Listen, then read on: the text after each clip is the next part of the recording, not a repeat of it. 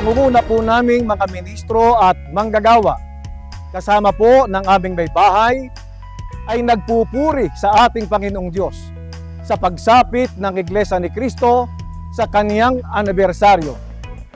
Kami po ay bumabati sa ating tagapamahalang pangkalahatan, ang kapatid na Eduardo V. Manalo, at sa lahat ng mga kapatid sa buong mundo ng Happy 110th Anniversary!